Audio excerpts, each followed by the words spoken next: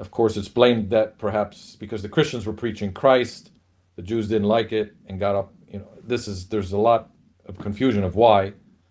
If it was over Christ, When we say Jews, of course, we mean ethnic Jews, not Pharisees. Pharisees have no right, problem with preaching Christ at all whatsoever. right. So yeah, these Jews that were of Caesar, Hmm.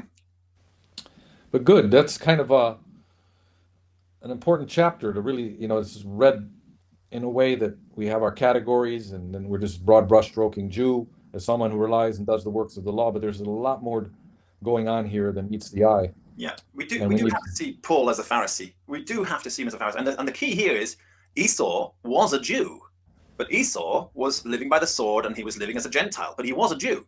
So when you're reading Jew in the New Testament here, in this sort of context, you've got to be thinking Esau, and we know this because remember in the book of Acts that they're specifically talking about going out to find the remnant of men, right? Remember that verse? But what is the word in the Hebrew Bible where they're talking about that verse?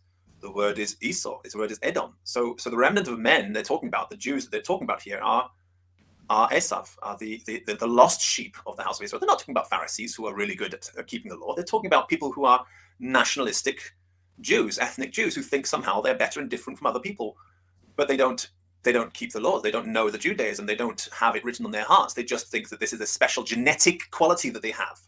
And unfortunately, we find that this is also a belief widely held amongst certain Christian groups who think that just because somebody is calling himself a Messianic Jew now, that they have some special genetic quality which makes them higher and more special. And no, that's not what it means. So it is a call to repentance, as we will see in chapter 3.